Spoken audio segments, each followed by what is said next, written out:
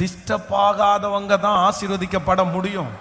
நல்லா சொல்லுங்க, நீங்க டிஸ்டர்ப் ஆகக்கூடாது. எல்லாம் சத்தமா சொல்லுங்க, நீங்க டிஸ்டர்ப் ஆகக்கூடாது.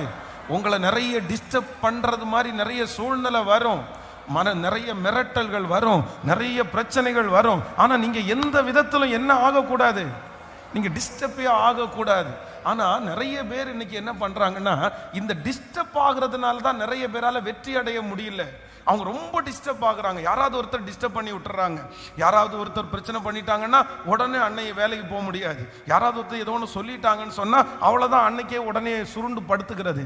இந்த மாதிரி நீங்க சொல்லுகிற எல்லா காரியத்திற்கும் நீங்க டிஸ்டர்ப் ஆயிட்டீங்கன்னா உங்களால தரிசனத்துல நிற்கவே முடியாது. உங்களுடைய வெற்றியில நீங்க நிற்கவே முடியாது. ஒரு வெற்றி உள்ள ஒரு தலைவனாய் மாறப்போகிறவர்கள், வெற்றி உள்ள ஒரு தலைவியாய் மாறப்போகிறவர்கள் நம்மளை எதுவுமே என்ன பண்ணக்கூடாதுன்னா டிஸ்டர்ப் பண்ற அளவுக்கு நம்ம கொண்டு வந்து நிறுத்திடக்கூடாது. எல்லா பக்கமும் நடக்கும். இப்போ ஒரு நாளில் இப்போ நான் பிரசங்கம் பண்ணிட்டு இருக்கேன்னு வச்சுங்களேன். இப்போ நான் பிரசங்கம் பண்ணிட்டு இருக்கிறேன்.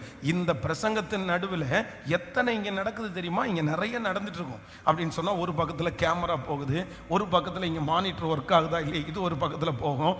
என்னுடைய நோட்டை நான் பறக்காமல் பார்த்துக்கணும், இது பறந்துடக்கூடாது. இதில் நிறைய குறிப்புகளை நான் எழுதி வச்சிருக்கிறேன். இது ஒன்று போகுது. அங்கே டிவி ஆஃப் ஆயிடுச்சு, இங்கே வசனம் ஓடுது, லைவ்ல நிறைய பேர் பார்த்துட்டு இருக்கிறாங்க. இப்படி ஒரு டைம் பிரசங்கம் பண்ணும்போது நிறைய நடந்துட்டே இருக்குது. வெளியில யாராவது ஒருத்தர் டக்குன்னு நிக்கிறாங்களா, எதிர்பார்த்துட்டு இருக்காங்களா, டக்குன்னு இந்த பக்கம் திரும்பும் போது அவங்க எதுக்கு நிக்கிறாங்க அப்படின்றது. அப்போ ஒரு மனுஷன் தான் இங்க நிக்கிறோம், இங்க நம்ம பிரசங்கம் பண்றோம், இப்ப ஆண்டவருடைய வார்த்தையை சொல்றோம். என்ன சுத்தி இவ்வளவு நடந்துட்டு இருக்குது. ஆனா என்ன பண்ணணும்னா, இந்த இடத்துல ஏதாவது ஒண்ணு டிஸ்டர்ப் பண்ணலாம். இதுல ஒரு டிவி ஆஃப் ஆகலாம், இல்லைன்னா யாராவது ஒருத்தர் குறுக்க மறுக்க நடக்கலாம், ஒரு குழந்தை கத்தலாம், ஒரு விஷயம் நடக்கலாம், இங்க இதுக்கு போடுறதுக்கு லேட் ஆகலாம். ஆனா இது எல்லாம் நடந்தாலும் நான் என்ன பண்ணிடக்கூடாது அப்படின்னு சொன்னா, நான் டிஸ்டர்ப் ஆயிடக்கூடாது. சரிப்பா, அதை கொஞ்சம் கிளியர் பண்ணுங்க அப்படின்னு நான் ஏதாவது செய்ய காமிக்கலாம், ஏதாவது நோட் பண்ணலாமே தவிர, நான் டிஸ்டர்ப் ஆயிட்டேன் அப்படின்னு சொன்னா இந்த பிரசங்க காரியத்தை சரியா நான் என்ன பண்ண முடியாதுன்னா நான் முடிக்கவே முடியாது. ஆண்டவருடைய பிள்ளைகளை இதே போலதான் உங்க ஒவ்வொருத்தருக்கும் ஆண்டவர் என்ன பண்ணியிருக்கிறார்னா ஒரு தரிசனத்தை கொடுத்திருக்கிறாரு, ஒரு வேலையை கொடுத்திருக்கிறாரு.